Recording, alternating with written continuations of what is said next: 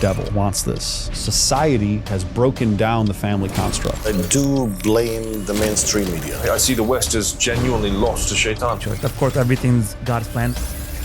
Guys, welcome to Tomo Talks. We're going to uncover the truth together. That's when I realized, wow, the healthcare system is rigged. Anything you eat, drink, consume, it's actually destructive for the human body. What's the real pandemic? To be successful in business, you got to be healthy. This is going to be a money talk, bro. Money is a scorecard. Play the game right, the money will come. I think we should begin setting unreasonable goals for ourselves. I don't want to make $1 million a day. I want to make $1 million an hour. I figured out that retirement is really a psyop. Men need to be around other men if they want to get stuff done. What color is your Bugatti? If you would have been at this mindset 100 years ago, you'd be dead. Society has made women think they have to be this boss babe. I'm trying to get pregnant like a man, Tomo. It takes a village to raise a child. Loneliness is a powerful tool. We've lost touch with that because the feminist movement told us that was weak. Why would God let these bad things happen to me? That is just a test of faith. We really need to focus on the future. The only way to combat fake news is drown it out with better quality information.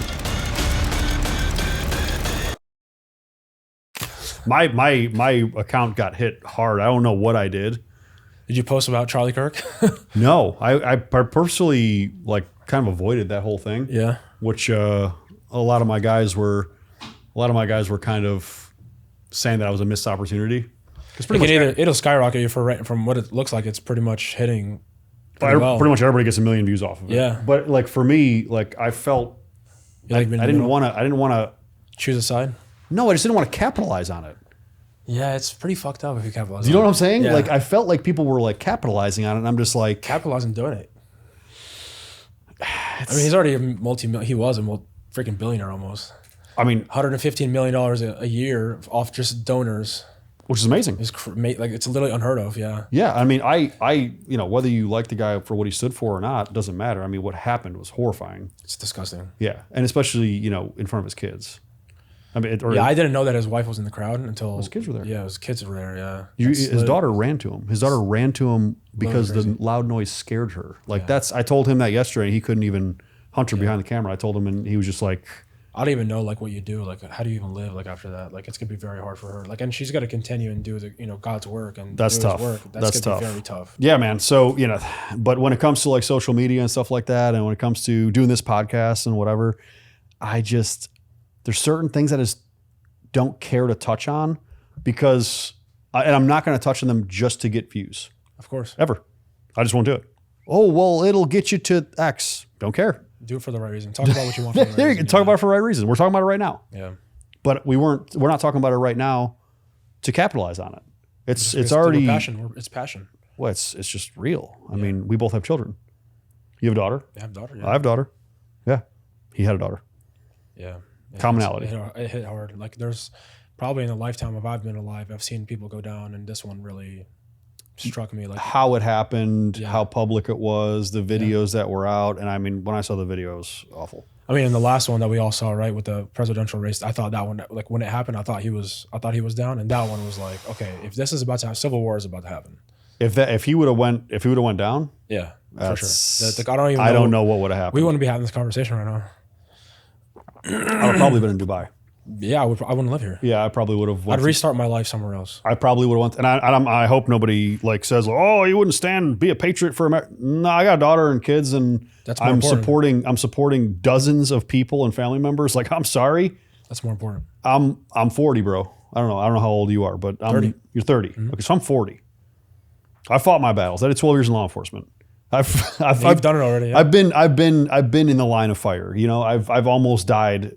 Protecting the community, protecting the country. I did stuff with federal agencies and stuff like that. I'm not doing it again. I want to take care of my daughter. I want to make sure she's safe. And if a civil war broke out here or something crazy like that, I'm out. Sorry, I'm going to Dubai. Got businesses there too. I got friends there too, and my daughter and my family will be safe. If it meant restarting my life, even financially, I would do it. I'd be a farmer. I'd do something just to make sure that my family was safe. Be a farmer? I'd be a farmer. That's hard work. It's a hard work, but it's a slow, peaceful life. I don't have to deal with all the agony and all the crazy stuff. You kind of live in your own little bubble. Yeah. Well, man, welcome to my channel, to Tomo Talks. Yeah, I'm super excited to be here. Everybody that's watching, they don't know who you are. So can you give them a quick introduction? How we met, what you do, where you come from? Because you know, we have known of each other, but we don't know each other really. Absolutely. Yeah. Well, 30 years young. My name is Nawfal Filali, Moroccan descendant, you know, first generation Moroccan American. So my parents immigrated here in 85, and, you know, dad worked in the government and, you know, did a little bit of translation work and pretty much like sales the rest of his life. So kind of like the American dream. Yeah. We migrated down to Florida back in 05, and back in 2017, I graduated in 2014 in high school, and I went straight into the military. So I transitioned into military work, got out of the military, and I said, what's the next best thing for me? Thank you for your service, brother. Appreciate it. Yeah. And got straight into law enforcement. And I worked right here locally in Kissimmee Police Department. Wow. Yeah. Had a child, and in the midst of having a child, I was like, what's next for me? Am I going to get stuck in this little loop of a life where I'm making 50, 60, 70K killing myself? And I kind of went through some incidents like you did. Yeah. And that really shocked me in a way where I lost my best friend in 2017. He got shot in the back of his head. Matthew Baxter. I'm sure I don't know if you I know the name. That. Yep. I didn't know that. I didn't know that you were friends with him. Yeah. Matthew Baxter and I were really good friends. And, you know, I wasn't really close with Sam Howard, but, you know, Matt is the one who brought me to that department. So it was really hard to lose who brought you there, because I could have easily worked at Orange County, OPD, all these other agencies, but I chose a small little agency to go and start my career at just because my best friend was there. Wow. So that really hit hard. And, you know, struggling through survivor's guilt and stuff like that throughout living there and working there. You know, that at some point I was like, okay, what's next for me? Yeah. So back in 2022, I decided to exit. Okay. And went into sales. So just to really learn sales, take what I learned and turn that into a profitable business. So I went from working at the police department into working for Galls, which is the largest, you know, I'm sure you know that name. Right? I know the name. Yeah. It's the largest police distributor, law enforcement distributor in the country. Yeah. And I was the sales director for the Southeast and absolutely loved it. Yep. And I was like, I'm really good at this. What's next for me? Sure. So I decided to start my own consulting firm and coaching firm and teaching military and law enforcement guys who are exiting out of law enforcement into business strategy, entrepreneurship. And that's been fantastic for me. And then I also now run the largest police uniform company in the world, and that's Blower. So we've been. You're on Blower? Yeah. I didn't know that. Yeah. So that's my main stuff. I'm learning stuff about you on the podcast right here, bro. Yeah. So we're family owned since 1936. They brought me on a year and a half ago, and I managed the Mid-Atlantic, Fed Mill, and some of the international endeavors for the company. That's sick. Yeah, I love it. That's awesome. Yeah. I mean, man, so give me a little bit of information about you told me your law enforcement career and why you ended up leaving and the trauma that you felt there with that survivor's guilt situation, you know, and God rest his soul, by the way. Thank you. You know, and thank you for your service on both ends, you know, on the military side and the law enforcement side. How long were you in the military and what branch? 4 years in the Air Force. Air Force, awesome. Yep. And then you went in and you did patrol for how many years? I was on patrol for 3.5 years. I did some community engagement work, a little bit of CID work, working with the Metropolitan Bureau of Investigations. Cool. Just CID work. Yeah. So after that, I got back into patrol, and I was like, this is really not this ain't it. Yeah, this ain't it. Yeah. After you have a little bit of freedom and you work some investigations, like you go back to dirt work and you're like, schedule's good, but not really worth it. I did patrol most of my career, except for a couple stints with like JTTF and some other stuff. But yeah, patrol it used to be fun. What year did you get into it? I got in 2017. Okay, so I left in 2018. When I got into police work in 2007, aging myself a little bit. I was still a kid. Yeah. when I got in 2007, how old were you in 2007? God, like 11 or 12 years old. 11, absolutely awesome. Great. So when I got in then, the job was fun and we could do our job. Absolutely. Right. So, you know, and I've talked to so many people in law enforcement, in first responder jobs, whether it's firefighters, whatever, you know, that have done this job, and the transition out, you either get stuck and you don't know how to transition out because you think it's the only thing you know, or you utilize the tools that you learned, whether it's in military, law enforcement, or any first responder stuff. What do you think were the biggest lessons you learned in being in the Air Force and being in law enforcement that led you to your path now, where not only do you own a business, but you're also running logistics for a massive company? Yeah. And you've done this twice. You've run logistics and sales and everything for 2 massive companies. Yep. What were the biggest lessons that you learned in this first responder thing? Well, the first one, I'll start with the military. Yeah, please. I learned a lot about myself there. Being alone, being a leader. You know, I was dorm chief, and people who don't know, you know, when you're a dorm chief, you're assigned all the 40, 50 cadets that are with you. So all the eyes are on you. If something happens with the 49th person, it's on you. So I learned accountability. I learned discipline, and I took the motivation away from it. You know, motivation comes and goes throughout your life, and that should not be the consistent base of how you move. And I learned that if I want to be here, it's not because of motivation, it's because I want to be here. So I try to instill that in a lot of people who are coming out of law enforcement and military. So those are huge things that I learned. And I learned just manhood. Yeah. I learned to be, you know, my dad and my mom raised us perfectly. They gave us what we wanted, what we needed. Financially, we were safe. And I went to school. Everything was provided. I had food on the table every night. Yeah. But I didn't want to be the kid that had everything provided to him. So that's why I took it upon myself to go solo. Oof, I love that. So I just wanted to be my own person. And I knew I was meant for more. Yeah. You know, going into military, I said, okay, well, I know. You felt that? I felt it. Yeah. Felt that little fire, felt that little itch. I said, okay, let's see how far I can go here. Yeah. Get out. Let's see how far I can go into law enforcement. And then again, taking that and turning it into, really, you revitalize yourself every year. So every year I'm becoming a different person. So I kill my old self, become a new person every single time. Looking for that, what do we call that, Hunter? Superhero version of yourself? Have I said that several times? Trying to reinvent yourself to become that superhero version of yourself.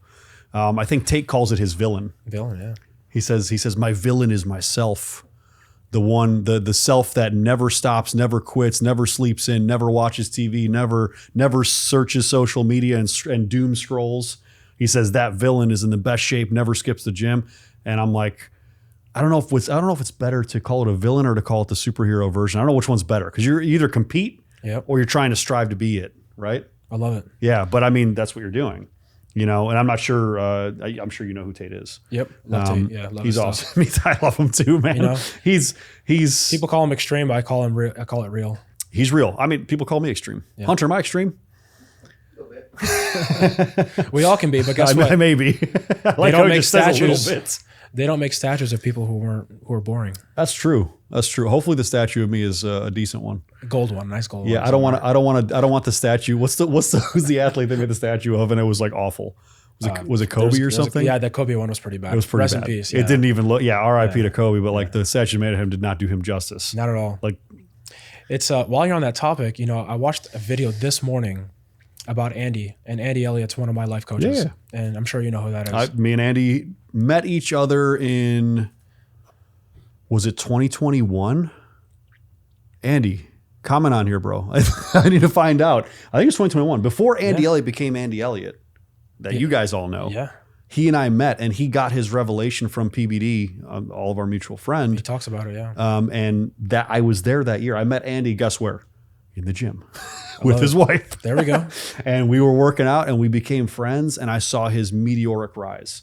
And I don't care what you think about Andy Elliott. The guy has done some work. Oh, yeah. He may seem brash to some of you. He may seem like he's a little whatever. You know, you guys may not like how he speaks or what he talks about.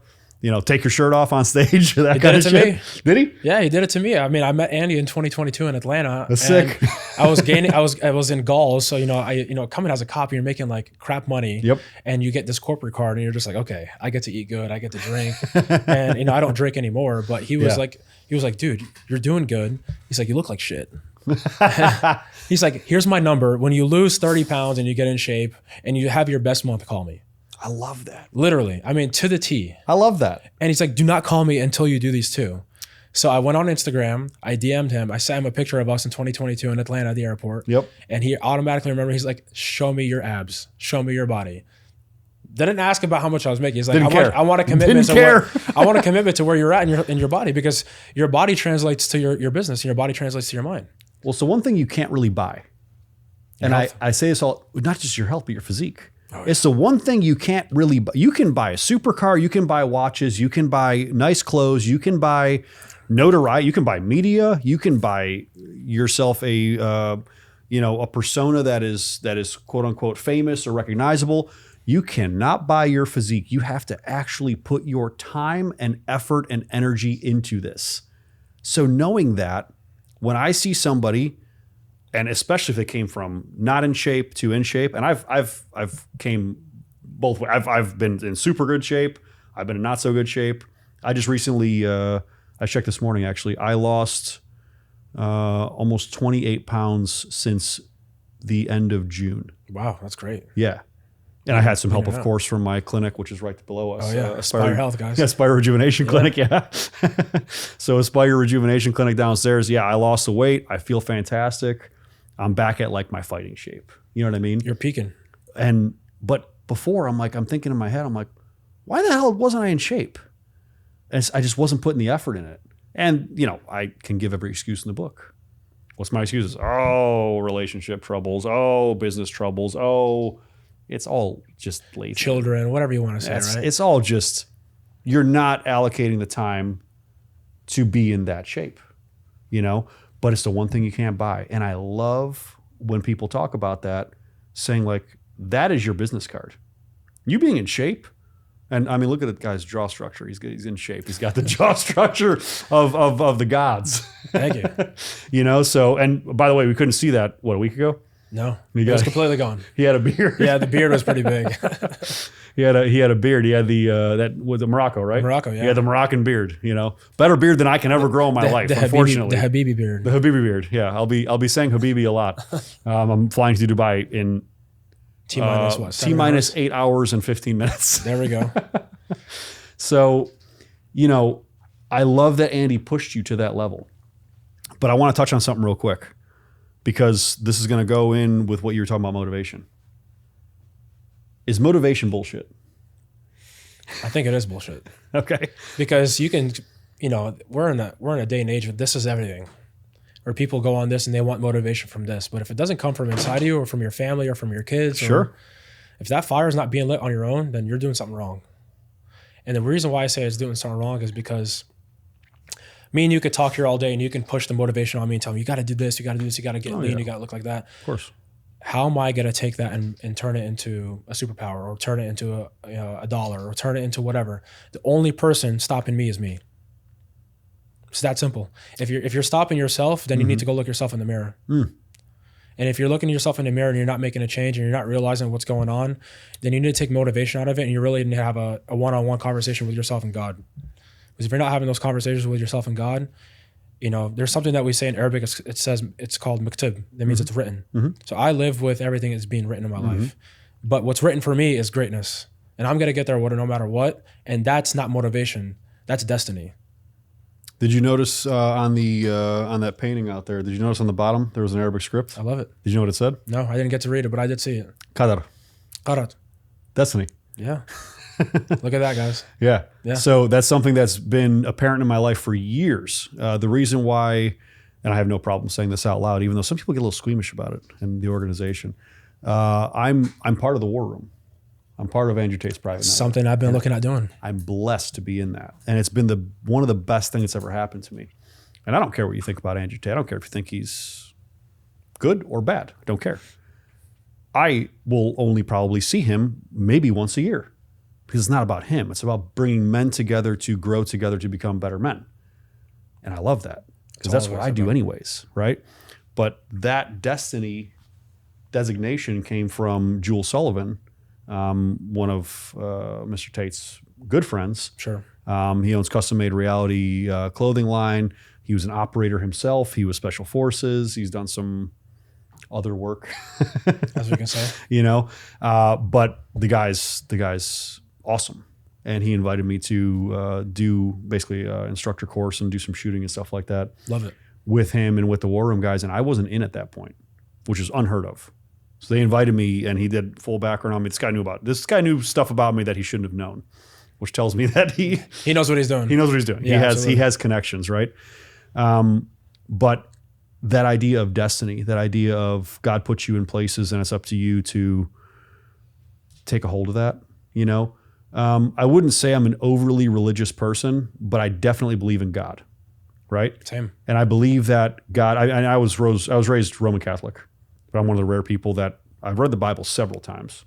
The first time I ever even looked at a Quran was in Catholic school. Wow. In high school. And we had a teacher, when we walked into the room, this is religion class, 9th grade, I remember this. I used to walk in and he would greet us, Assalamu alaikum. And we'd have to greet him back. Alaikum assalam. Yeah. And I didn't even realize that back then. We just were doing what the teacher told us. 9th grade. You know what I mean? You don't know anything. Sure. But we were reading the Bible. We were reading the Quran. We were reading old texts in Judaism. We were reading stuff on Buddhism. I love that. Because it wasn't a Catholic class or a Christian class or a Bible study. It was a class on religion. And the way that he taught us and the way that we were looking at it, he's like, a lot of these religions are very much linked. Stories are different. Stories are different, but the principles and the morals are very, very clear and very similar. And if you believe that God has a plan for you, or now people like to say the universe, the universe has a plan for me. The universe is doing this for me. It's the same thing. You're just saying God in a different way. Different way. And that's fine. If that's what makes you comfortable, right? Sure. I'm with it. As long as you believe there's something else above you. There's been way too much scientific evidence, like the Shroud of Jesus. Like, I don't know if you've seen that. Like, the Shroud of Turin. Yeah, Did you see they tested it? That's crazy. The DNA testing? The DNA is insane. The DNA is insane. The infrared imaging is insane, showing the 50 spots in his head that were punctured. I mean, you can't deny evidence like that. What did they say? How did they say that was made? I just saw this. We should pull this up and put it right in between our heads, Hunter and Gary. It's like it literally shows like the shroud was somehow it made this basically this reflection, right, of what they're saying is Jesus Christ on the Shroud of Turin from the frankincense that was used. Yeah. And like it somehow sunk into and like essentially like copied it copied the image of it. Yeah. It's really cool. Yeah. So there's scientific evidence that you can't beat it. Yeah, this is real, you know. Which I mean, almost all religious texts, you know, is some of it conjecture and some of it, you know, storytelling for the fact of trying to make a point. Maybe, you know, is some of it coming from actual historical documents 100%. and historical events? Yeah, it's hard to deny. No one just is making these stories up. Like you can't just make these stories up. Which makes me, you know, and we're gonna get down a religious, spiral here. But you know, it also makes me think. Did you find it? I did. Yeah, it's cool. Yeah. So it gets me down a rabbit hole here, and we'll try and throw on tinfoil hats. But it's like, you know, we're looking at Christianity, we're looking at Judaism, we're looking at Islam, we're looking at modern religions that we have here. But like, what about the stories from like Norse mythology or Greek mythology? Which I'm a big fan of. So am I. I read a bunch of it. I mean, think about my whole arm is tattooed on it. Is it? Yeah. Yeah. My whole arm and leg. Yeah. I love it. Yeah. You know, so what about that stuff? Is some of that stuff based in reality? There's a lot about history we don't know. I mean, I'll tell you this story real quick. So when I was in Morocco last week, for people who don't know, the story of Hercules actually originated in Africa. I mean, he was so big, he was pushed off into Africa. Which makes sense because he was battling lions and stuff like that. So Exactly. there aren't lions in Europe. So if you go to North Africa in Tangier, there's a cave called the Cave of Hercules, and that's where he lived.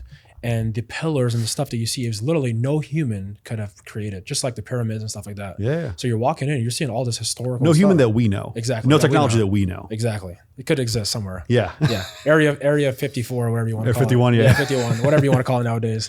But it was literally crazy to walk through. I mean, they're saying that this is where Hercules lived and he ran his empire. I need to go there. Yeah. I have to go.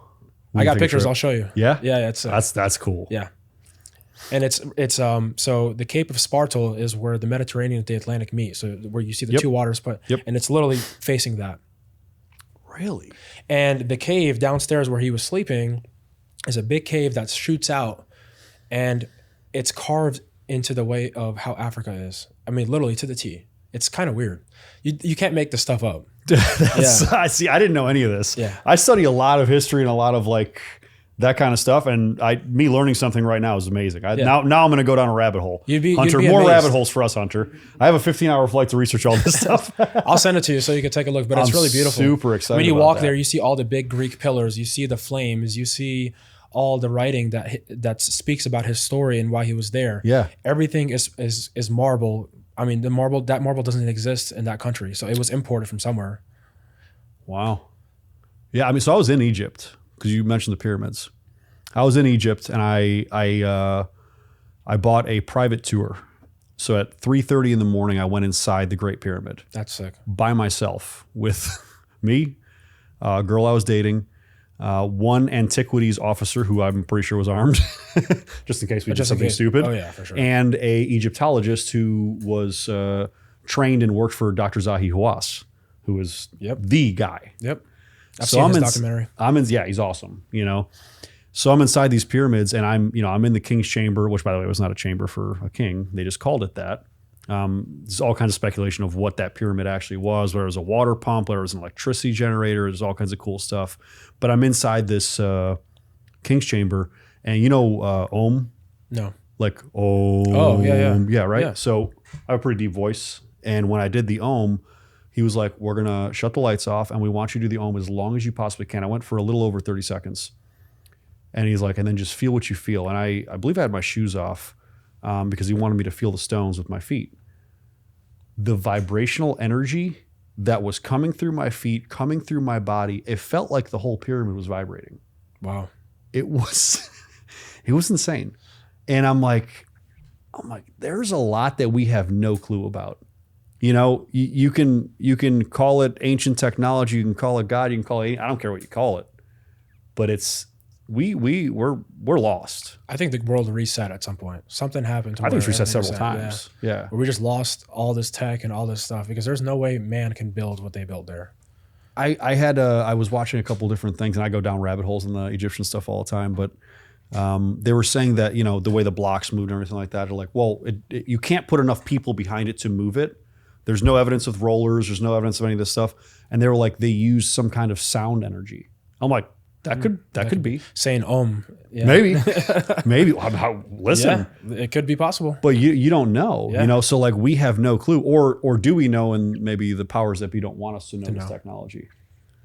I don't know. I mean, we'll leave a rabbit hole. You guys can go down that conspiracy theory conversations alone, but let's go back. You know, I believe in God. You believe in God. We believe in the same God, by the way. We do. Only one God. Only one, right? And I've gotten a lot of hate comments on this from Christians. Actually, never from Muslims, which is odd. Mostly from Christians. Very odd. I think from some Jewish people as well. And I love all people, man. You know, I hate bad people. I don't care if you're a bad Christian. If you're an evil person, if you're trying to hurt people, you're trying to do wrong, I don't like you because you're that, not because you're of a religion or something like that. Yep. I will love a good Christian the same way I will love a good Muslim, the same way I will love a good Jew, the same way I will love a good Buddhist. But if you're bad, if you're evil, get away from me. Get away from me. Yeah. Energy. You can feel people's energy like that. You see it in their eyes. Oh, you could. Well, you know this as a cop. I mean, you can read people. Well, they're just looking in their face for a couple minutes. You know what's going on. You know, and you know if people are. Everybody that I surround myself has good positive energy, and the second that I don't, I used to not do this. I used to get around people that maybe have bad energy, but you know, I'm trying to fix them. Maybe not even fix them, but maybe just try to skirt around it, like it's not going to affect me. Oh, it does. It very much affects me. You know, whether it's from a relationship, whether it's from a friendship, whether it's from a business conversation or business contract, I will not do business with you if you don't give me good vibes. You know, good vibes. Luke Belmar talks about this all the time. I'm sure you know who Luke Belmar I do. is. Yeah. Luke says that the best business deals he's ever done are with people of Muslim faith, because the true Muslims who are actually really practicing. Yes, they do not backfire on you whatsoever. They are true to their word. They can't. But also, you know, I noticed this in Dubai. So I'm going to Dubai tonight, as I mentioned. I noticed this in Dubai, and it's my favorite thing. And I don't know if it's just a Dubai thing or if it's a total Islam thing. And you can tell me this if this is just kind of how it's supposed to be. Sure. So when I'm in Dubai, I was told very early on, they're like, don't do anything but be yourself, be your honest, true self, be honorable, walk with integrity, never try to spin the truth, and just always walk that way, because if you don't, you're not just out, you're out forever. Yep. You will never be trusted. You can never do business here. And when I saw that, I'm like, that's how I want to work all the time. And that's how I always do work. But here I'll get taken advantage of. There I get rewarded. Yep. It's because from the time that you're young and for centuries at this point, trust and your religion, everything is based back on your religion. So the way you move, the way you talk, the way you walk, the way you perform yourself, the way it comes back not only to your family, right? Because your family name is everything, but it's also coming back how God is teaching you to be a good person. So you know how you hear the word haram, right? Everything that we were told not to do is like drinking is haram, doing this is haram, doing this is haram. You don't want to be the person that's saying, well, that person's haram. Yeah. Because the minute, like you said, you're outed. Yeah. You're outed. And God's outing you because now you're going against his will. Well, and the things that are labeled haram are the same things that Christian label bad. Literally the same things that Jews label bad. Exactly. They're the same things that pretty much all religion. You know, I wish the government would instill that school that you did, or that class, the religion class, because people would truly understand, okay, we can all believe what we want to believe, but we all know that there is one core thing that we all believe. It's God, and we all have the same value. Bro, that cheesy coexist sticker that you see on the back of cars. Yeah, kind of. Like I used to laugh at it. I'm like, now I'm like, okay, cool. Kind of real. It's kind of real, right? You know what I'm saying? Yeah. Hunter's laughing behind the camera. It's real. I mean, I was you. I used to look at them and be like, God, whatever. Yeah, it's kind of cheesy. You know, it's kind of like, all right, whatever, hippie. You know, and I lost my faith for a while. I mean, we all go through this like tunnel of like up and down, like growing up. And oh man, I've had moments. Yeah. Yeah. You're like, why? I've had moments where I've, denounced God. And those were interesting moments. There's a story I've told a story in the past, so I'm not worried about telling this. It's not revealing or anything like that at this point. So my mom and dad divorced early. I had a guy who basically I consider my stepdad, who ended up, how do I say this without us being blocked? He unalived himself. Yeah. I don't, because you can't say that, and it was very shocking. I didn't mourn it for a while, but I remember one time, I don't remember what happened, but I ended up mourning it. And I was on the porch of my house in Ohio, and it was storming, and I was renouncing God. And I'm like, I'm just not renouncing. I'm F you. I don't believe you're nothing. I'm going hard. Yeah, going hard. Yeah. I'm going hard. I'm like, yeah, you want to prove it to me, whatever. I'm like, show me a sign. Show me a sign. You're not going to show me anything. You're fake. I don't believe in you, all these things. And then I'm sitting on this porch in the rain, and I'm very, very upset, and I'm crying, and lightning struck like right in front of my like body. I'm sitting here on the porch, and lightning struck right in the middle of my yard, right in front of me, like in my view. Wow. And I'm like, you can't deny that. Yeah. I just shut the hell up.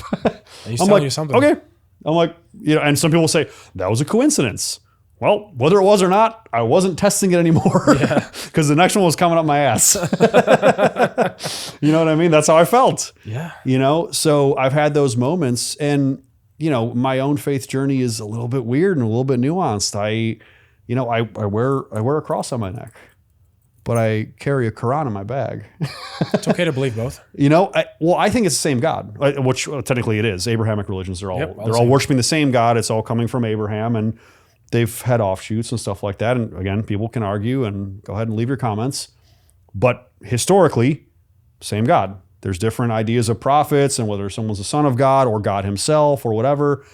I believe in Jesus. I believe Jesus was Jesus is the man. Islam believes that too. Yep. Right. We just believe that he wasn't the last prophet. That's literally, people say, you don't believe in Jesus. I'm like, we absolutely 100% believe Jesus was real. It's mentioned in the Quran like a couple hundred times. Yeah. Literally. Yeah. And his mother, the Virgin Mary, peace be upon her, has been mentioned. There's a whole chapter. There's a whole, what is it called? It's not a chapter. It's a surah. There's a whole surah on the Virgin Mary. Mm-hmm. It's the same stories. Absolutely. Yeah. So, but I love that I feel that way. And I know some people are like, oh, well, you're creating your own religion. I'm like, I don't know. Maybe I am. I don't know. I'm just trying to figure it out. And to say that you think, or that we think, or anybody thinks that you understand this whole thing called God and religion and faith, you are kidding yourself. No one fully understands it. We're a bunch of slightly intelligent monkeys trying to figure out something that is way beyond us. Yeah, and I'm saying slightly intelligently, very, very loosely. Some of you aren't even slightly intelligent enough to have a conversation with some people. You just immediately start bashing people and start fighting and start arguing. Yeah. I love having conversations with people I disagree with. Me too. I mean, look what PPD was doing the other day. Yeah, I give him a lot of credit, but I don't think I can do it. I don't think I can do that. Didn't we say we were going to do one? That we were going to do it, so we were going to apply for it. Oh wow! But not what was it? It was capitalists and communists or anti-capitalists. Yeah. Oh, you're talking about like the 20v1. Yes. Yeah. We were going to apply for it. Yeah. We were going to apply for it. It was going to be, what was it? Jubilee. Yeah. Jubilee. Yeah. What were we going to apply for? We were emailing about it. I don't remember. That was Jason. It's pretty intense in there. It was like, wasn't it like vegans versus something else? Oh my God. Honestly, been like a body positivity thing. Oh, that's what it was. A bunch of fat people. It was basically me being anti-body positivity versus a bunch of body positivity people. Yeah, Myron does that too. Yeah, which that would I don't know if I would have been able to handle it. I'm like, listen, I'm done. I would have lost my mind. So yeah, props to PBD on that. But again, you know, I love having open conversations. You know, you and I are friends, but we don't know each other. No. I didn't know half the stuff about your history, and I love that you came to this place, right? And I love that we met when we met, and we met, you know, officially at the Vault. Yeah. Which just ended, and you know that was awesome. Fantastic time. What did you think of Tony Robbins? It shook me a little bit. It was good. Yeah. I've never seen Tony be that energetic in person. And you see his videos, it's different, but when you get this in person and you see how people are and they're acting, they're yelling, they're jumping, I'm like, oh my God. So I'm going to be completely honest. I went into it saying, I'm not doing this jumping bullshit. I swear to God, I said it to several people. I'm like, no. I'm like, don't care. Tony Robbins is a G and I love him, but I'm not doing this jumping around, this clapping thing. And you got to do that. You got to do the shake. I did it. You got to do the shake. But I did it and I loved it. It's so nice. I did it and I loved it, and it energized me to a point where and then he explained the science behind it. Yeah. And he explained how he was doing the Heart Map Institute? Yep, Heart Map Institute. Or Heart Math Institute? Which one is it? Yeah. I think it's Heart Map. Is it Heart Map? Yeah, whatever it is. Something like that. We can correct ourselves. Correct us. Yeah. Put on the bottom. Yeah. Stupid monkeys. So, you know, when he was talking about that and how he talks about how, you know, you're raising, you're elevating your state, which elevates your mind, which elevates the way you do things, which elevates the way you communicate, and those exercises that we were doing. And then at the end, when he did the hands in the heart thing, and breathing through your heart and you moving, feel it, yeah. And when my eyes were closed, and his voice is really soothing, which I was surprised by. It's very deep, and it is kind of weird. But it is. But I mean, like, it was almost like he was almost hypnotizing the crowd, and everybody was doing it. Yeah. And we had our hands on our heart, and we're talking about this, and he's like, think of all these times, and he's like, really think about it. Put yourself in a position where you were really grateful. And I started to cry because the first thing I thought of was when my daughter was born. Yeah. When I first met my daughter. Same here. That's exactly what I thought about. Really? Yeah. That seems to be a commonality, probably, and that's probably the same thing that you would think of, Hunter. Anybody that has children, if you don't have children, have more. If you don't have children, have children. Yeah. If you have children, have going. more. Yeah. Have more. Hunter, get on it. I need to find a new wife. I'm divorced, so I am too. Yeah. Well, I'm in the process actually. So same you know, here. Yeah. Great mother. Yeah. Yeah. Listen, there's something that my mom taught me, and I'm going to go on. We'll talk about very slightly. Yeah, please. You fall in love 3 times in your life. I've heard this before. Yeah, it's very true. This can be very tricky because I don't know if Hunter's fell in love once, twice, or 3 times. On number 3, so you're good. You see, perfect. All right, so you're good. You fall in love with your first child or your first love. Mm-hmm. You fall in love with the person you marry the first time, if it happens the first, and then you fall in love with your actual soulmate. Ooh. Oh yeah.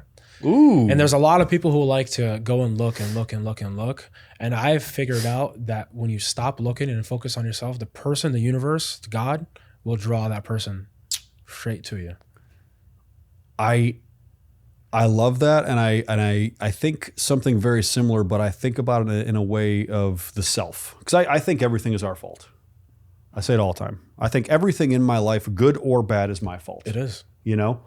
So if I want to have this certain type of woman ideal, you know, from an ideology standpoint, sure. I want this perfect woman, this soulmate, this one for me. Creating myself to be the best version of myself to attract that person is what's needed. Absolutely. So my prerogative needs to be to focus on myself, build myself to bring this woman into my life. Like, am I deserving of this? Does that make sense? Are you deserving of wealth? Well, are you working hard? Yeah. Are you doing the right things? Are you not, drinking every weekend? We're both immigrant. Look at both of us. We're prime examples of that. Yeah, well, no, we're both first generation. Literally. Mm-hmm. I mean, people say, "Oh, I'm this color or I'm this race." I'm like, listen, let's stop it there. Stop playing the card where the victim card. You can be anything you want, and PBD was literally talking about this yesterday. Yeah, guys, you can be whatever you want.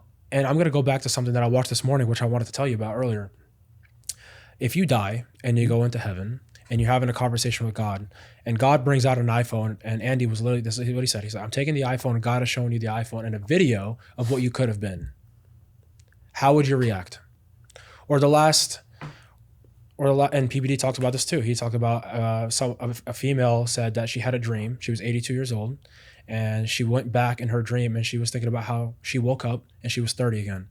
and she was with her kids, and she had the kids running around, and she said that she would have taken all, instead of yelling at her kids, she would have hugged them.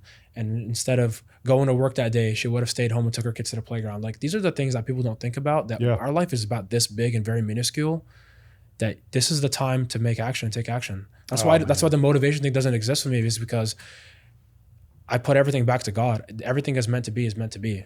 Yeah. Like, I don't want God, when I die, to go back and be like, you could have done this for your family. Like, my parents are 62 and 61. My dad keeps coming back and forth to work. I want to be able to retire my dad next year so he doesn't have to come back to the United States. They want to live a good life in Morocco. Stay in Morocco. Yeah. And you want to be able to support him there. Yeah, that's it. That's my firm goal, is to be a man. A man's job is to support his wife, his family, and be a leader. Simple as that. Everything else in between comes around. But those three things are very important to me. I know I'm going on a little bit tangent. No, I love that, man. This is important. But when I saw that video yesterday, if God showed you a video of what you could have been, why? That's my most horrifying nightmare. I'm just going to be just complete. Like, my most horrifying thought is that I'm not doing enough to like be who I'm supposed to be. I don't want to look back on my life at, God willing, the ripe old age of 90s or 100. If I can do that. I own an anti-aging clinic, so hopefully I can live to about 150. There we go. I hope I can get all my friends and family to do that as well. But I would hate to look back and be like, I should have taken that chance. I should have just invested in that company. I should have spent that money there. I should have went on that vacation. I should have done this with my daughter. I should have helped my dad more before he died. Like, those kind of things haunt me to the point where I never feel like I'm doing enough, which could be good or bad. Don't let it cripple you, right? But when I get that feeling, it's not motivation. It's like, no, I'm fulfilling my destiny. Is different, yeah. I'm fulfilling my destiny. I'm fulfilling what God put me here to do. And that is the most powerful feeling you can have. Do you dream? Yes, very vividly. So when was the last time you had a deep dream where you remembered everything, you woke up and you're like? In Dubai. Dubai in June. What was it about? I was giving speeches in Dubai, which, by the way, I'm giving speeches in Dubai next Monday and Tuesday. So funny. Maybe that's part of the destiny. Maybe I put that into existence. So in the Quran it says people who dream are believers of faith, or believer of God, believer of Allah, believer of the Prophet Muhammad. You can't dream vivid dreams like that, because the dreams are truly, I think dreams are real. Like, when they say you have deja vu, it's because you dreamt about it. Like, I've heard that. It's like a legit thing. Like, I was sitting in the car the other day and I was talking to somebody and I was like, didn't we already have this conversation? He's like, what are you talking about? Ooh. That gives me chills. Yeah, it's weird. The way, like, we don't know about how this thing works. I mean, right now we're using like what, 40-35% capacity. I don't even think check it's me on that. Is it less? I think it's less. They say 10%, but it's kind of a mistranslation. Okay. Yeah. So it's probably more than 10%. The original quote is that we only understand what 10% of the brain is actually doing. Okay. It's so actually a quote about how little we understand about what's going on. Yeah. Okay. So we understand about what 10% of what our brain does. It actually does. But imagine, like, when you're in that deep sleep and then God's giving you the power to really access the other 90%. And that's where I think these dreams come from. And I think when you get to that stress and stuff like that, the nightmares come. And I have a nightmare occasionally. It's always the same nightmare. I'm holding my daughter. I'm on a cliff and I'm holding my daughter, and she's telling me not to let go. That nightmare literally translates into me working super, super hard, like killing myself sometimes at a point where... To make sure you're supporting her? Correct. You think that's how you interpret it? Yep. I love that. That's the only nightmare I have. You know what? But it's not... Is that a nightmare? I don't know. That's the thing. I don't even know if it's a nightmare anymore. I don't think that's a nightmare. I think that's such a huge... I think it's a signal. It's a huge signal. I think that's a signal to... I hate to say the word motivate, because I think motivation is bullshit, but... Maybe that's the signal. Maybe that's God's way of saying, keep going. You still got work to do. It's like I wake up in the morning, I'm like, whoa, okay, let's go.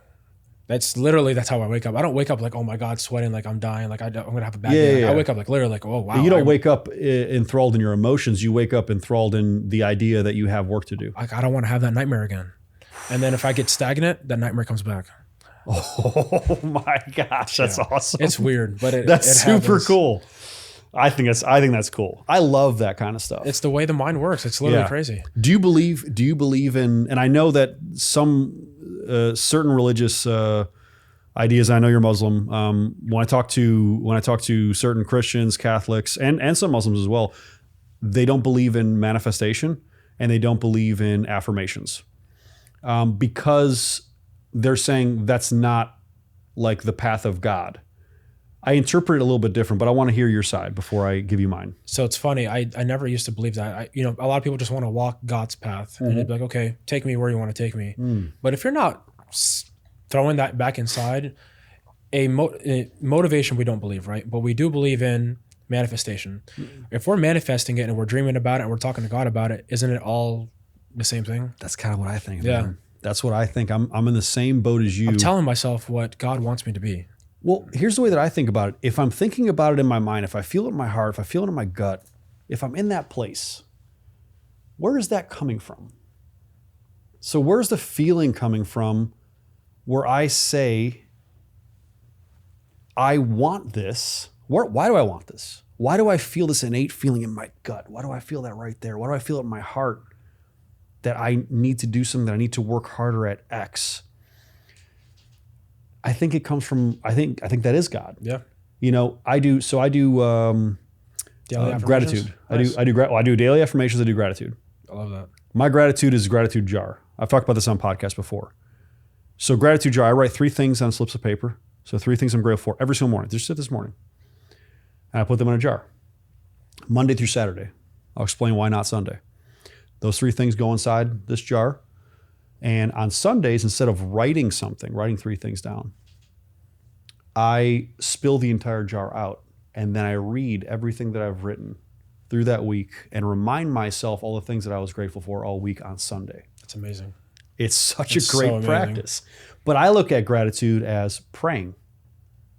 Because when I'm being grateful, what am I really doing? Who am I being grateful to? God. Yeah, right up there. Upstairs, you know what I mean? So it's like I'm being grateful to God for everything that I have. So when I'm doing the gratitude jar, it's right there. I'm being grateful to God. I don't care. Again, I don't care if it's called definitely Jesus. a way of phrasing, So it's a really cool way of doing it. But when it comes to manifestation, affirmations, what is it? I believe that I am put on this earth for a reason.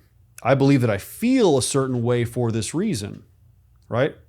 So if I believe that comes from somewhere, then all manifestation is me realizing that God does have a path for me and maybe I'm seeing it. Affirmations, I'm affirming what I believe to be true. Why do I believe something to be true? I believe I'm going to be a billionaire. Why? You will be. That's what I'm saying. Yeah. I believe it. You will be. I believe it. And, I'm not in that place where I'm going to be a billionaire so I can buy a bunch of supercars and be a hedonistic idiot. Yeah. I want to be a billionaire so I can change the world. So I can bring more help to people. So I can bring more impact to people. So I can do things that make a difference. That's why I want to be a billionaire, because money is needed, And here, I'll just ask it. Is money the root of all evil? I would say yes, it is. Is money itself the root of all evil? Money helps you get where you need to get. But with that, imagine, I always tell people, I'm going to go back to this real quick. Please. If you were to do something for the rest of your life without the money, what would you do? You'd probably do what you do now. You'd run a health clinic. You would give people their health back. Yeah. For me, it's just, I just want to help people. I want to make sure people are safe. I want to make sure people can take care of their families. And if money was not the outcome of it, I would tell people that if you do not like what you're doing, without an income, stop doing what you're doing today. Ooh. Today. Because now you're just living a false life. You're not giving purpose to yourself and you're not giving purpose to others around you. People say, well, it's just a job. I'm collecting a paycheck. I said, take away the paycheck. Are you happy? Yeah. And, that doesn't mean go quit your job and make your family starving. Correct. Start making moves to. Let's start making moves to where you need to get to. Yeah. Like if you want to be an entrepreneur, okay, take that paycheck and put money aside to where you can start doing it. Start doing it at a very low capacity or whatever it is. Well, here's the deal is that you have so much time in the day. People are like, oh, well, I work a full-time job. How am I going to become an entrepreneur? 24 hours, guys. you work 8 hours. You work 8 hours a day. That's a lot of hours left. Yeah. Yeah, like your body does not need 10 hours of sleep. Hunter, when's the last time you worked less than 8 hours? I don't remember. It just doesn't. 16 hours to me is normal. 20 hours is normal. That's not how it now. works. No, it's I'm not always how it on works. my phone. Hunter will respond to me at all hours. You'll send me shit at 3 a.m. sometimes. You're talking about something that I'm so keen on, communication. Oh, Jesus. And I do not do a business with somebody if I text them or I call them and they don't answer their phone. Don't talk to me. Yeah. I mean, I'm reasonable. Well, to a certain extent. If right? I text you at 3 a.m, or if you text me at 3 a.m. If you don't answer at 3, you're fired. Yeah. No. But like if you're not very responsive, I mean the most, and it's crazy. I saw a video of a girl talking. She's like, the guy that I dated, the most successful guy I've ever dated was the most busiest. He would text me back immediately. Yeah. Well, I text everybody if I can immediately. Yeah, unless I'm literally in the middle of something. Yeah. And I mean, how many times we have meetings, Hunter, and I'm texting. I'm like, I'm listening. I'm just telling people that I'm in a meeting. Communication is the biggest form of respect. Oof. The biggest. If you cannot communicate with somebody, your spouse, your coworkers, your business owners, whoever, your children, communication is the biggest form of respect. I have failed in my romantic relationships because of communication. Me too. That's why I got divorced. Yeah, same. Yeah. You know, that's why any relationship really fails. Yeah. You're not communicating. And now you know the next person you fall in love with, you know exactly how to present yourself, you know exactly how to speak. And Andrew talks about this. He's like, when you get into an argument with a girl, your number one goal is to make sure that argument ends as fast as possible. Yes. You don't want to sit in that place. Nope. It's a tremendous waste of time. You know? I mean, you have an ex as well. Yeah. How did that work out for you? It's a tremendous waste of fucking time. You don't argue.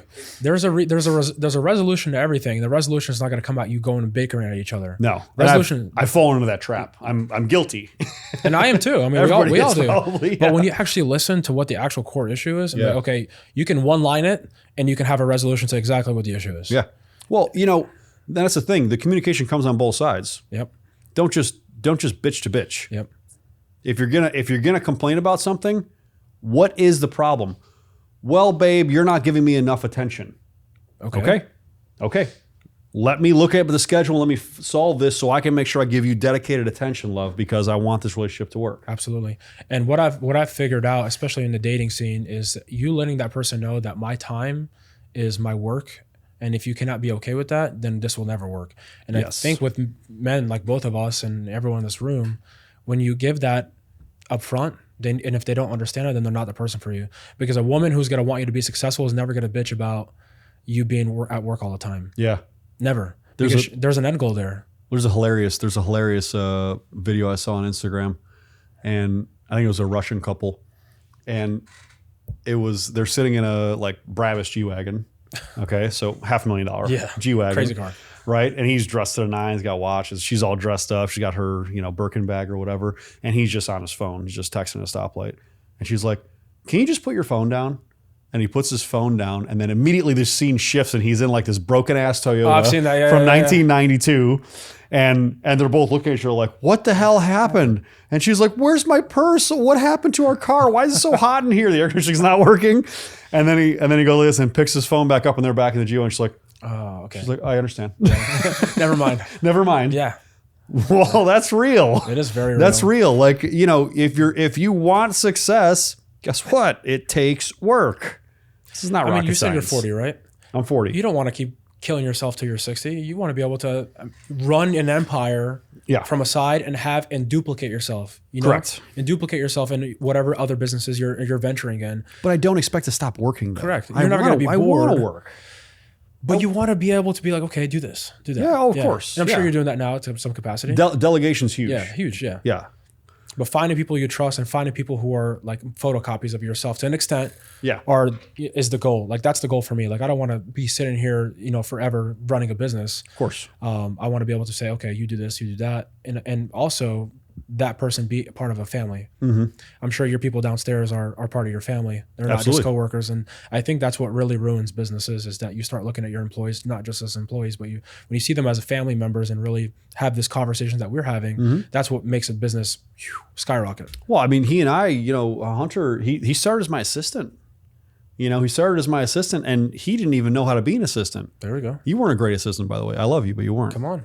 But what did I tell you? You're like, I don't know what to do. I said, learn something, make yourself useful for the company, and look at where you're. Yeah, that's fantastic. This dude is doing media. He's doing my websites. I mean, he built my CRM system with a team from an outside agency. I mean, it's him. All I had to do was empower him because I got love for him. He was a friend of mine. And I brought him in, and he never once disrespected the fact that I want him to succeed. So he put his time and effort in to learn to make himself valuable, not only for me, but for the company. It's fantastic. Because there's love. And he doesn't want to disappoint me because there's love. He wants to do the best he can, and he will be rewarded for it.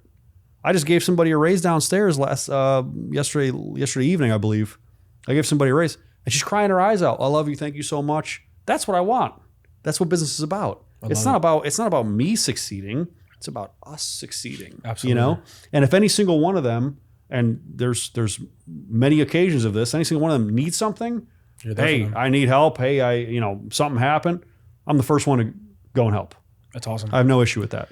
There's very few business owners, obviously in the circle that we know of and we belong to, that's very common. But Correct. You go outside of that corporate America, that doesn't exist. You're just a peon in a pod, and you're just a number. Just like us cops, we're just a number. And that's why I tell cops all the time, no one's gonna, I just posted a video the other day. It talks about no one's going to salute your title when you leave.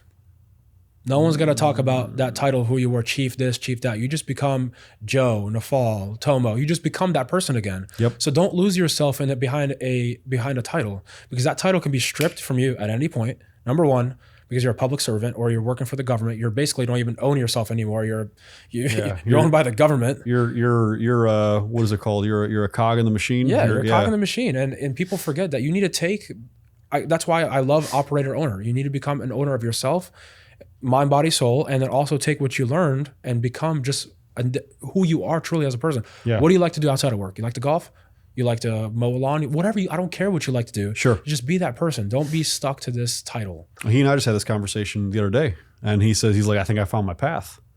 There we go. And some bosses and some owners and some companies, and you'll notice I never say that somebody works for me. I say they work with me. Oh, I love it. Always said that. I've always said it to everybody. I said, you work with me. You don't work for me. We're collaborating. I need you. You need me. Yeah, that's how this works. Yeah, symbiotic. But he and I keep talking about Hunter because he's in front of me. He hasn't been behind the cameras in a while. I'm talking about Hunter because he's like, I think I found my path. I'm like, I'm excited. How can I support you? Was my first comment. What can I do to help you realize this? It's a real leader, guys. That's what it takes, And I want to touch on something that you said where it's like, you need to find yourself, you need to be who you want to be, you need to do what you want to do. I will tell you right now, entrepreneurship is not for everybody. No. Being a boss of a company, running employees, having payroll, the stress and pressure of that's real. You're taking care of other people. It's insane. It's real. If I screw this up, there are dozens and dozens of family members, including my own, that are now going to struggle because I screwed it up. That pressure's a lot. Now, I want you to also realize, that being said, if that's you, great, do it. Kill it. I'm proud of you. But if you think that you want that, but it's not really you, please understand that you also have a role in a company. Do you want to know some of the richest people that ever came out of companies? Were the number 2s, the number 3s, the number 5s. They're running the company. They're running the company. They're doing things in the company. It wasn't always the CEO founder getting paid the most. It was president. It was sometimes the back end guys that got paid the most. I think Apple was a really good example of that. Right? Yep. So Apple was a really good example of that. The founder CEO, he never realized the billions and trillions and all this.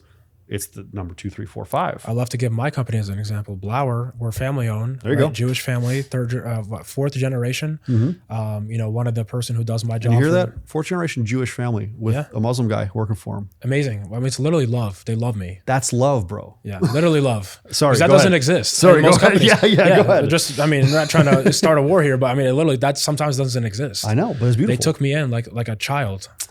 Love that. So go ahead with your point. No, you're fine. And we run the company. The CEOs, the CFO, and the VP all realize that we are running the company, and that's why we're paid tremendously, because they understand that we are the backbone. Just like patrol is the backbone of a police department. Yeah. Those guys should be paid the most. Yeah. They're doing all the work. We are doing all the work. We should get paid the most, and they put their mouth where their money is. They do it. They give us exactly what we want. Awesome. That's amazing. Unheard of. Well, literally. And again, you don't need to be the CEO of that. You understand. So I'm not the CEO of Goliath Ventures Inc. Headline, title, sponsor. Yep. We spent a lot of money being a sponsor of that. I'm sure. Of that whole event with PBD for Vault 2025. I'm not the CEO of that company. I'm not the COO of that company. I'm a director in the company. And I've been asked this before, and I thought it was really interesting. And they're like, Tomo, how does it feel? Like, how do you deal with the fact that like you're like the boss over here and you're like the top dog over here, but you know, with Goliath, you're just kind of like one of the guys. I'm like, I'm blessed, bro. I'm honored. I'm blessed. Like, they don't understand what I'm saying. They don't understand kind of I'm like, I don't need to be the boss I can be a support role too, because I couldn't be the boss of Goliath. I'm not the boss of that kind of company. I may be a leader for a Spire Rejuvenation Clinic, right? I may be a leader for what this media thing that we're building, you know, I may be a leader for that, but maybe I'm not the best. You don't think that I've thought about replacing myself as CEO in a Spire Rejuvenation Clinic as we grow? There are better people at this. I don't know how to be a CEO. I figured this out. And people do that. They know their strengths. Am I the best at this job? No. What am I really good at? Communicating, talking. I love to have conversations. I feel like I have good ideas. Some of you don't feel like I have good ideas. You're an idea man. I'm an idea guy. Yeah. Ideation is one of my things. I love it. I enjoy, looking at concept, ideation, implementation. No. Fucking suck at implementation. I need implementers. We pay people for that. And I do too. Everyone has a role. I want to build this CRM system. Help me. You're the guy. My man. Yeah. You're the guy. You know, that's knowing yourself and understanding yourself is the number one thing. And I think where people get screwed up on this, kind of wrapping this point up, is they see this entrepreneur lifestyle. They see this CEO lifestyle that's been portrayed on social media, on Instagram. Oof. It's bullshit. It's brutal. It's nonsense. Oh, I want to own my own company so I have freedom. No, you're working 24 hours now. Let me tell you how much freedom I have. I don't stop from the moment that I get up to the moment that I go to bed. And sometimes in the middle of the night, I get a call from Dubai because they're 9 hours ahead. Yep. That's my life. And add children to it. And then add children to it. Yeah. And add a woman to it. Yeah. It's not what you think it is. But I know myself and I love it. I enjoy it. But if you aren't that person, look in the mirror, evaluate yourself, and realize that maybe you're the best number two that's ever been. And maybe you need to be a number two for his company, maybe for my company, maybe for PBD's company, maybe for Andy Elliott's company. Maybe your role is in support, a number 5, a number 10. Maybe you should be a C-suite. Maybe you should just be a sales guy and be the best damn sales guy. You know what makes the most money? Sales guys. Right here. The people that make the most money in companies are the lead salespeople. Look at Jeremy, what's his last name? He's huge on Instagram. Who's that? He always wears a Hugo. He's got the 7 Ventures company. Oh yeah, yeah. He's the number one sales guy in the, like literally on the number standpoint. He was the number one sales commission paid sales guy in the world. And he's like, I never ran a company, but I sure made commissions. He doesn't want to. Yeah, he doesn't want to run a company. He knows how to make the money. But that's not his thing. Yep. But so many people are so oblivious of their place, their role in a company, in the world, in their own family, in their own lives. Guys, take a look in the mirror. I'm talking to everybody right now. Like, take a look in the mirror at yourself and be like, who am I? What am I good at? What are my strengths? What do I do really, really well that just comes kind of naturally? You're going to literally see this, you have this big circle in front of you. You're going to see that little niche in front of you. And you're going to realize like, oh shit, I'm really good at this. I should be doing this. There you go. Problem solved. Problem solved. But most people don't even have the capacity to look in the mirror and to look at themselves and to brutally analyze, be honest, right? That's the biggest problem. Yep. Most people aren't honest. Most people are too scared to be honest with themselves on their shortcomings, on what they lack, on their efforts. I've said this before, and I have pissed people off with this when I've said this to people to their face. Love it. I put 100% effort in. I'm like, you probably put 10%. I swear to God, I've said this straight to, and they got pissed. They got mad. I said, what's 100% effort? Tell me, break it down for me. Break it down for me. What's 100% effort? Have you looked at your phone when you shouldn't have? Yeah.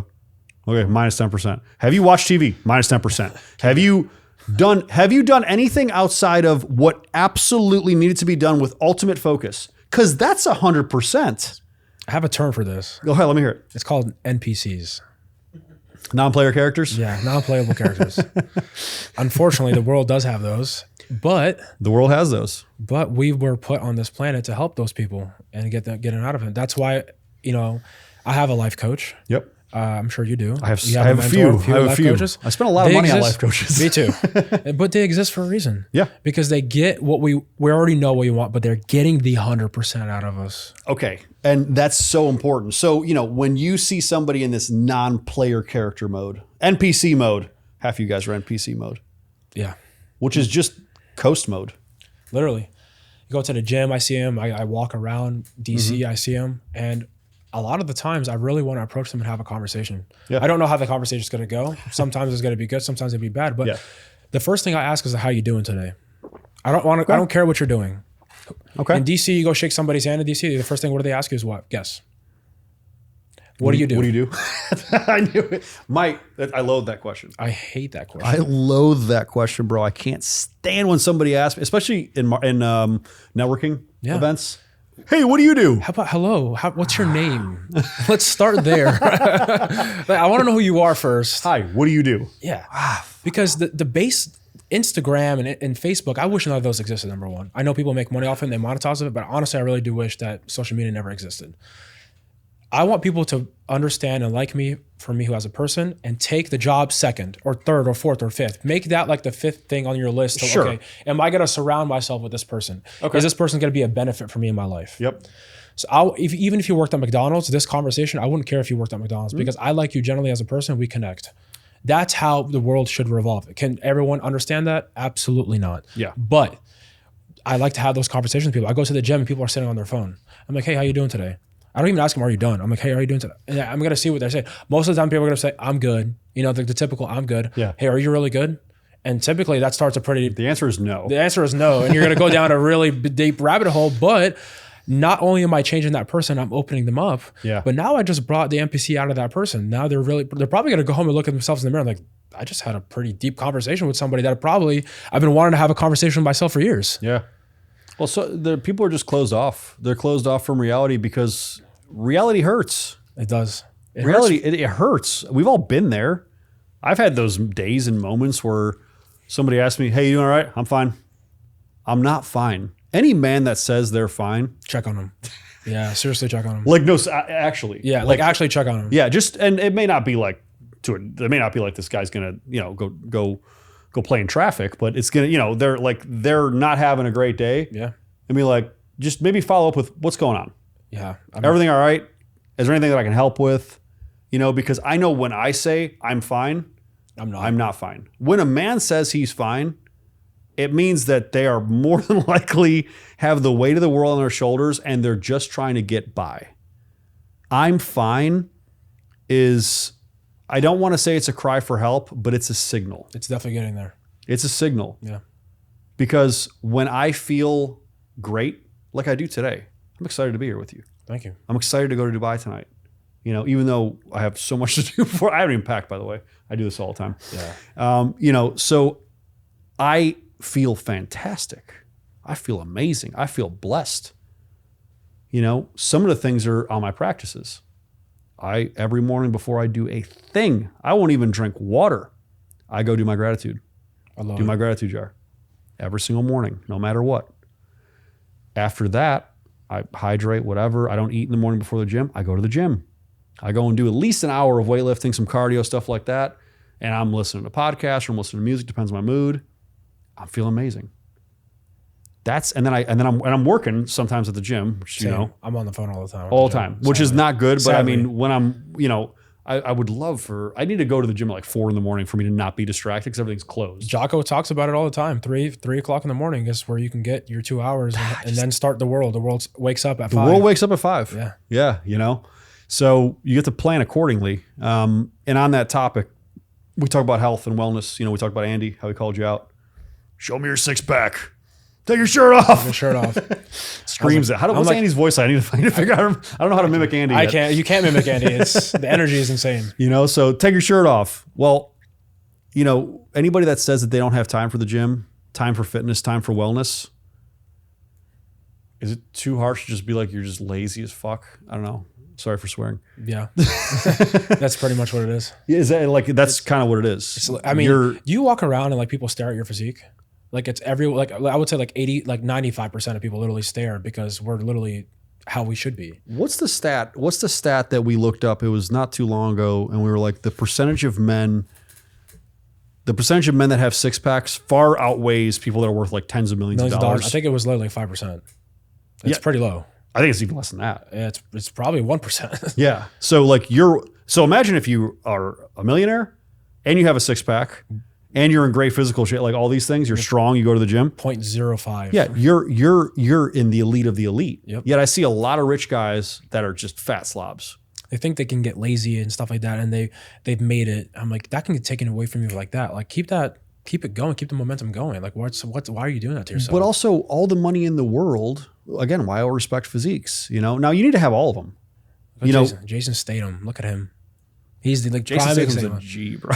57 years old. He's got shredded six pack. I don't care if he's on He kinda peptides looks or like Jason Statham a TRT. little bit. You do. Yeah. You do. You need to get more jacked. You need to get more jacked. Yeah. Yeah. We need to get you more jacked. Well, look at the prime We have some example. peptides downstairs to help you. I look at Vin Diesel, who I used to look at. Oh, he's so sloppy right now. sloppy. I'm sorry, Vin. Yeah, I'm sorry, Vin. I'm sorry. Yeah. But I mean, why'd you let yourself go like that? You used to be like the idol of like people wanted to look at you like Riddick. Look at like Vin Diesel at Riddick, like six pack, like jacked. Well, and people are going to say he's young. He was young then. He could. 30s and 40s are your prime. Prime. 20s is not your prime. Your hormones are still developing. Your brain is not developed till 25. But also, when you're in your 40s or after your 40s, guess what? Go to a clinic and optimize yourself, because you're not only going to look better and feel better, you're going to live longer. Oh, yeah. My tagline for my clinic is live longer. It's literally my tagline. Why do I say that? Well, testosterone, I don't need the muscles and all this. No, it's not about muscles.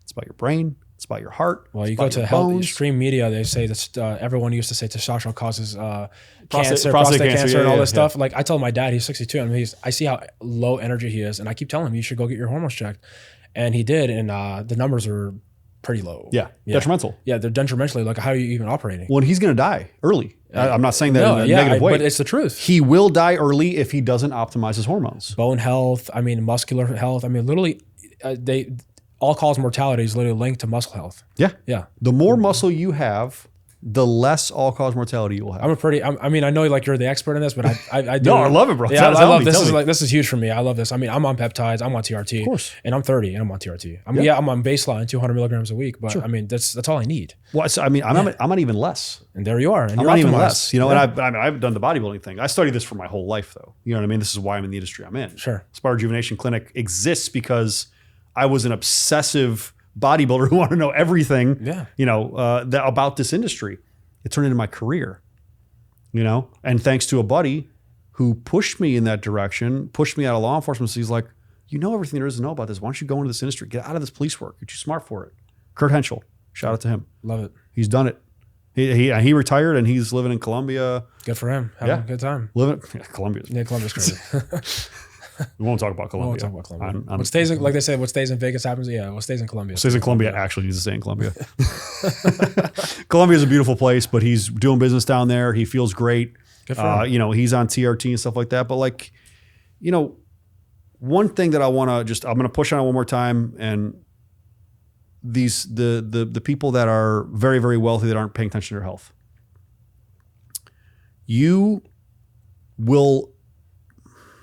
What's the one thing, here I'll ask you, what's the one thing that a rich person would just give anything for? Like being sick, right? You understand? Yeah. You get a guy who has cancer. You get a guy who has heart disease. Or you get a guy who, okay, we're all men in this room. There's no women in here. Let's have a real conversation. How big of babies are we men when we get a flu or a cold? Big babies. Big babies. Yeah. I want to run myself over with a car. Yep. Okay. So that's how bad I hate being sick. I don't care. I would give my Lamborghini away for free at points when I just have a cold because I fucking hate being sick. Yeah. It's the worst feeling ever. It's the worst feeling. So now put yourself in this position and say, why am I not paying attention? Because everybody's been there. Everybody has had a flu or a cold where when you get on the other side of that and you're finally feeling better, thank God. Oh my God, this is the best thing ever. I can breathe again. I can feel good again. I can eat food again. I'm not throwing up. And you're like reveling in the fact that you are now healthy again. But none of you are doing what it takes to be actually healthy, to prevent these things. And you're not even grateful for being healthy right now. If you're healthy right now, are you grateful? Like, think about that. Are you even grateful for the fact that you are feeling good right now? Just breathing. Or just being alive, of course. Yeah, every day. But we're going on the health thing. Yeah. So you, watching this right now, think about that time. Put yourself in the place. Feel it. You have been to a point where you were sick and you just could not, you would have given anything to just be out of that. Oh, yeah. Just be grateful you're healthy right now and take the steps to be healthy. Increase the health span, not just lifespan, increase your health span. That's what it is. Well, I'll be your guinea pig. I grew up with asthma. Okay. And acid reflux. Okay. And once I took my health serious and got into hormone optimization, my asthma is pretty much gone. I don't use an inhaler anymore. Weird. Yeah. And there's studies out now saying that those, like there's one specifically, and I'm sorry, Big Pharma, but Advir, which is a discus where it's a preventative medication, was making me worse. Because it was a steroid. And I was filling my body with steroids for years. That happens. But I was young. I didn't know anything. I didn't do any research. The Google didn't, I mean, it existed, but I didn't know to prompt myself. Sure. Started getting to the gym, started taking care of myself, started to really understand my health. And the minute I went on a carnivore diet and I started doing hormone optimization, everything went away. I used to have eczema on my arm, right here on my arm, gone. Well, you know, people argue on diets, vegan, carnivore. I personally think that I don't believe in vegan. I think vegan is no.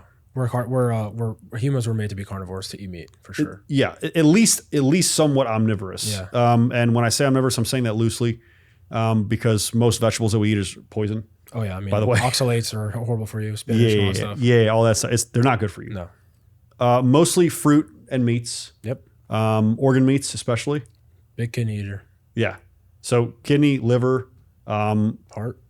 Yeah. I have bison heart in my freezer right now. I'd take it. I'd eat it raw. Would you? Yeah. Bro, I should have brought bison heart. Hunter, we messed this up. We should have brought raw bison heart to eat on the camera. We'll bring this back. We'll do it next time. Let's do it. You know, so the way that your body is supposed to function, your body's a really perfect machine. I say this all the time. Your body runs perfectly. It knows how to work. Your body cures cancer. Most people have cancer in their bodies. Everybody watching this, everybody in this room has. Oh, that was awesome. So we're gonna keep it there. Yeah. I want this part of the shot. So most people have cancer in their bodies right now, and your body is working to fight that. Your immune system fights cancer naturally every single day. Okay. Now, knowing that, why do people get cancer? Because they're immune compromised. I'm gonna try not to have this water go all over me. This is hilarious. That's the first time I've done that on a podcast, by the way. I love it. First time I've done that on a podcast. Pause. No, Hunter's on camera now. We're not pausing this. This table needed to be clean anyway. It's the blooper for the pod. It's the blooper. I got so excited about us health. healing. Let's go. Us healing cancer. Thank you, sir. Look at this. Hunter is not the cleaning lady, just so we're clear. We're gonna come back and they'll be like, wow, that's a new table. Yeah, this table looks great. Otherwise, the light will catch it and it'll look crazy if just part of it's wet. It'll look crazy. I'll see it. That's all that matters. All right, are we good? Yeah. Okay, spick and span, beautiful. There we go. And we're back from the commercial break. So your body's a remarkable healing machine. And what happens? Why do we no longer fight cancer, right? Why does our body stop fighting it? Now, are there things that can exacerbate issues like that? Of course, there's outside influences. But for the most part, our body will fight and defeat cancer and anything else that kind of comes into us. We become immunocompromised when our body no longer has the right mixtures of chemicals, which are hormones and signaling hormones and all these things. When does most disease happen? You don't see too many 20-year-olds, 18-year-olds, 25-year-olds, even 30-year-olds that have these debilitating diseases. What happens? This starts when you go through, we all know about male hormone decline. Yep. Well, the female hormone decline is what? Menopause. Menopause, yep. The male equivalent is andropause. That's when your testosterone starts going down. So when you have this decline of your major hormones, it affects your immune system. It affects your brain. Look at a woman, and I'm sorry, ladies, I'm sorry. Look at a woman that goes through menopause. What happens? They start to have almost a psychosis. Their brains don't function properly. Their bodies start to crumble. They start gaining body fat. They no longer feel okay. They don't feel sexy anymore. All these problems start to cascade. Why? All their major sex hormones just collapsed. Yep. What else happens post-menopause for women? Osteoporosis becomes very prevalent. Heart disease becomes very prevalent. They start to have dementia issues and Alzheimer's. This is real. Insulin resistance is huge. All these things start happening. Why? Well, their hormones went down. So what do? Fix their hormones. Men, exact same thing. Men are just easier. Yep. We can just dart testosterone into us, maybe a little bit of growth hormone, we're good to go. We feel great. Yep. You know? So it behooves you to pay attention to your health. And this is not a sales pitch for my clinic. Here, even better. Don't come to my clinic. Go to my competitor. I don't care. Go somewhere. Go. I don't care. Seriously, he's laughing. We do a great job. Aspire Rejuvenation Clinic is amazing. We do a great job. Why? Because we care about our patients. There are other clinics that also care about their patients, and I support them. I support one of my buddies, Summit Rejuvenation Center. He's been on my podcast. Scott Odie, guy's awesome, right? They're a great clinic. If you're in St. Louis area, if you're in Missouri, go to them. I love those guys. I love it. I have no problem supporting them. They do the same things as us, right? So I don't care about you patronizing me. I care about your health. This is why I want to change the longevity game. I want to change the wellness game, not just in here, your whole body thing. You're living it. You're living it. I love it. I literally feel like Superman every day when I wake up. You look like him, bro. Thank you. Minus the hair. Yeah, so we can fix that too. We can fix that. We can fix that actually. You know, the new stem cell and exosome treatments and stuff like that. We're doing that downstairs, by the way. We'll actually we'll talk about that. Yeah, so we'll go off camera. We'll talk about that. We'll talk about that. But hormone optimization is so important. Like I literally feel like if I wasn't on this, I wouldn't be where I was at. Yep. You know, it takes courage for a lot of people to do what we do. Yeah. And I feel like when your hormones are depleted, that courage, right? A lot of people drink for liquid courage to get courage to talk. Sure. Hormones are literally the courage, like that, the backbone of how you act and you react. Your brain is very, very, very tied to your hormone levels. As a man, if you have low testosterone, your brain is not functioning. Yeah, you're basically, I mean, I'm not trying to say like you're acting like a woman, but it's true when they say you're acting like a woman because your hormones are low. You're literally less of a man. Yeah. You're less of what you're supposed to be. And that's not being harsh. It's just, we're talking about chemicals here. We're talking about like how your body works, you know? So again, please take your health seriously. I don't care if you're worth $1 million, $1 billion, or if you're worth, if you make $100,000 a year, if $50,000 a year, take your health seriously. It starts with what you eat, with what you drink, with what you do. It starts with your mindset, what you intake in your mouth, what you intake with your mind, with your eyes. Everything. Anything you intake is giving an output. Oh yeah. That's why I tell people don't watch porn. Wow. Porn is the worst thing for you guys. It's literally killing our society. It's I have not looked at it since 2017. It's been almost 2 years for me. Yeah, perfect. Beautiful. Yeah. Yeah. So I have not watched it since 2017. It was right before I left law enforcement. And I realized it was very, very toxic at that time. It's very, I mean, literally. I'm also anti-masturbation, by the way. Yeah, I don't masturbate. Beautiful. Semen retention, guys. Well, I mean, not just that. If you can't get somebody to do that for you, there's a problem. I think that there's a problem. Is it too mean? I don't think it's mean. I think there's a problem. I'm sorry. I don't care how you look. No, you don't fucking deserve it. You don't deserve to orgasm if you can't get it to be done. Correct. You're gonna sit. You know what? Here, I'll give you a challenge. Let's do it. Next time you guys want to do that, next time you guys want to go pleasure yourself, go do it in front of the mirror and watch yourself do it. You'll be fucking disgusted. Go do it. You'll probably watch it. Next time you do it, go ahead. Watch yourself in a mirror. Put a camera on, then rewatch the video. You're going to be like, fucking never doing that again.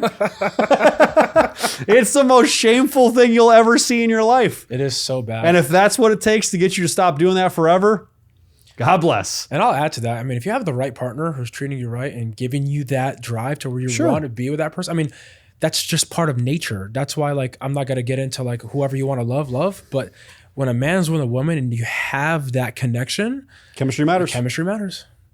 And that's where it goes back to how you look. And if you guys both want to look a certain way, cool, that's up to you. But that chemistry between you two is very major. That's what, oh man, I can go down a hole on that. Listen, we can do probably a full podcast on every topic we covered here. We did. But because I have to go to Dubai in a few hours, I still need to pack my bags. We're going to wrap this up. Let's do it. Tell everybody where they can find you, social media, if you're doing YouTube stuff, and your businesses, please. Yeah, absolutely. So first, I'll start with my social media. So official Nawfal Filali on Instagram and on YouTube, operator to owner.